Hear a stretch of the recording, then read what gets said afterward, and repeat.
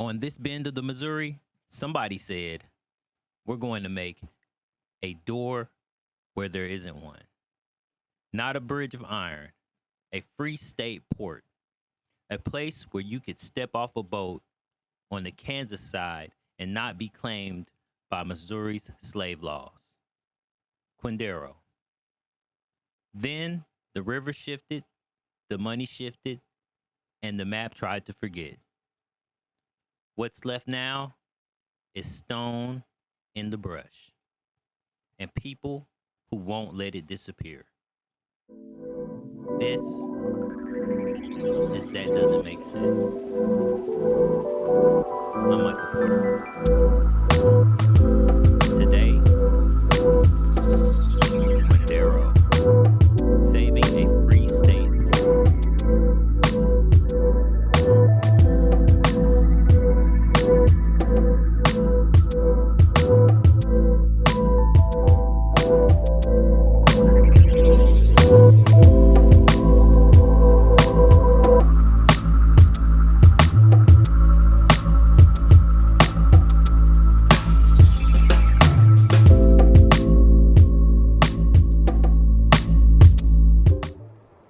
Picture winter 1856.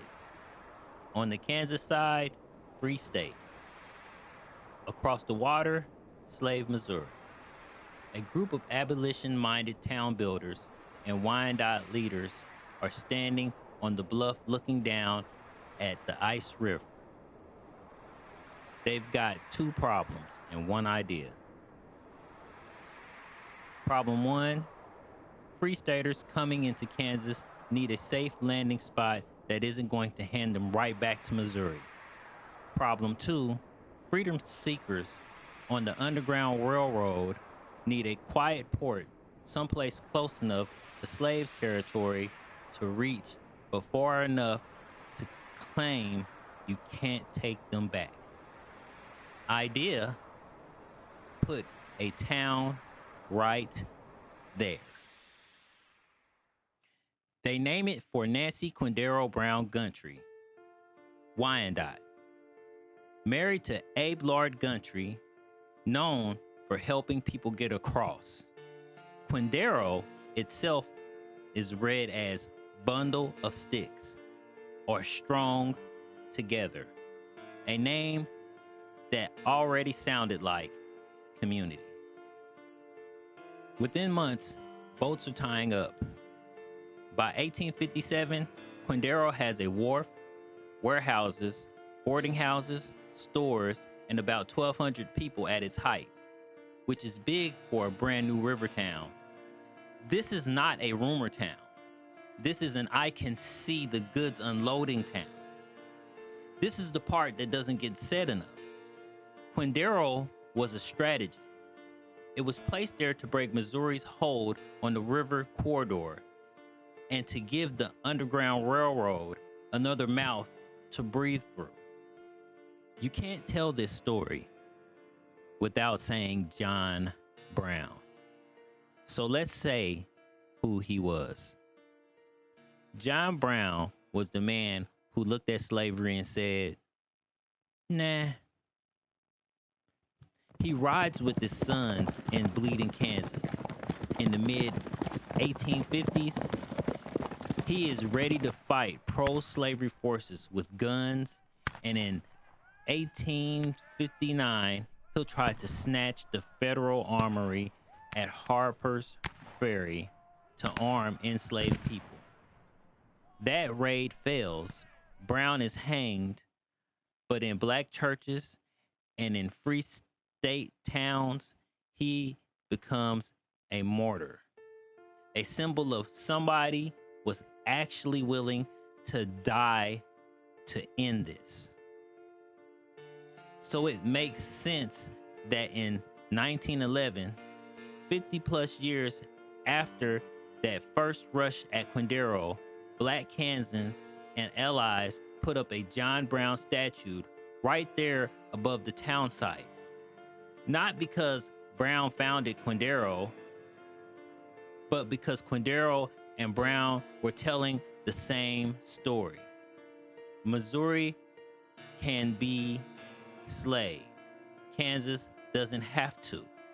And we will make room for whoever needs to cross.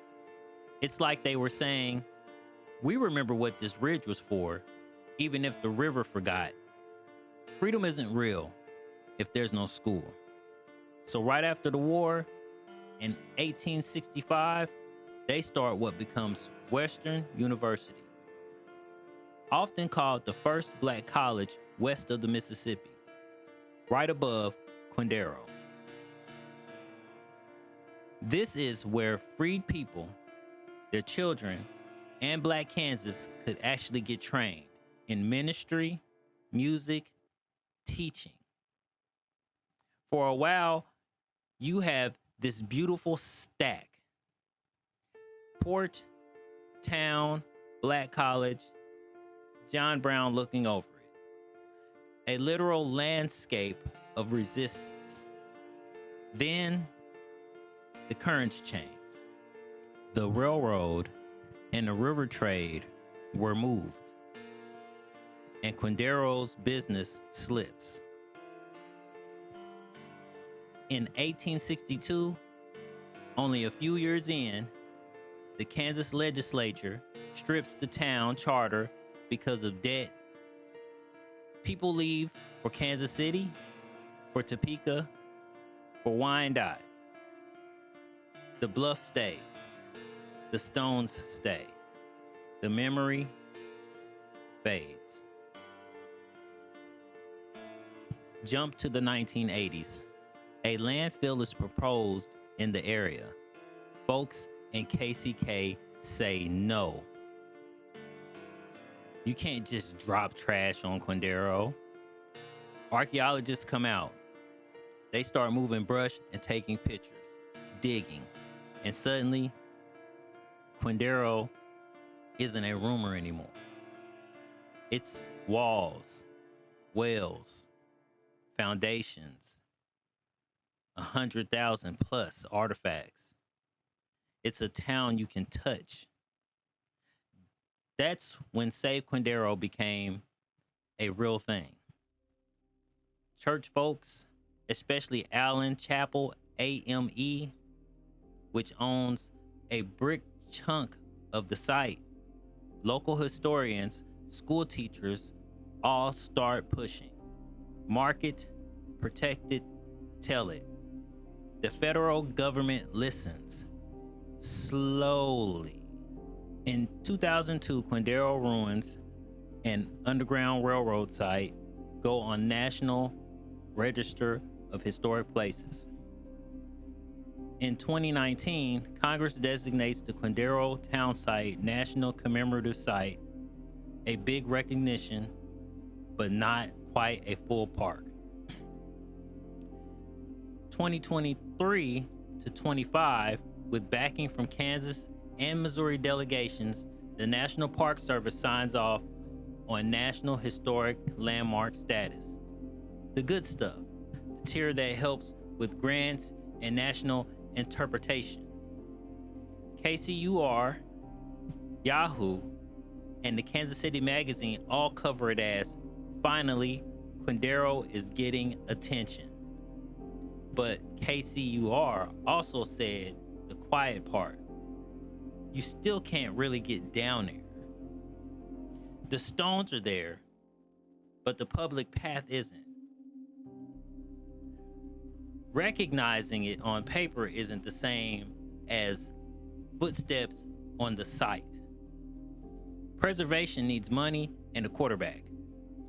In 2024, KCK finally gets the pot of about $1 million tied into a development settlement, and city leaders aim it at Quindaro. Site design, a project manager, and a real plan so people aren't just hacking trails through brush every summer. Allen Chapel AME is in the room, as they should be. Around the same time, the ACLU of Kansas drops a report basically saying, quit treating Quindaro like a pretty ruin. It was a democratic experiment, multiracial, abolitionist, tied to Black education, and it should be preserved that way. KCUR, Yahoo, and Kansas City Magazine all pick it up. This is about access, storytelling, and keeping it Black-led, not just fencing the stones off for tourists. So now you've got the three things moving at once: federal status, local money, community voice. Quindaro answers a lie. The lie says border states were too complicated to have clear Black freedom stories. Quindaro says we were helping people cross right here. The lie says all the Underground Railroad stories are in Ohio or New York. Quindaro says Kansas City, Kansas had one, and we can show you the stones. The lie says if it was important, we would have saved it already. Quindaro says you didn't save it because we were Black, poor, and on the wrong side of the river. We're saving it now. That's why it matters. You've been listening to That Doesn't Make Sense, where we say the names, mark the places, and put roofs back over stories that were left in the rain. If your family has Quindaro photos, Western University diplomas, letters about going up to the bluff, or pictures that the 1911 John Brown statue, send them. We will stitch them into a map and into the credits. Follow, share, and leave a review so more people hear this. Because a ruin is just history without a witness.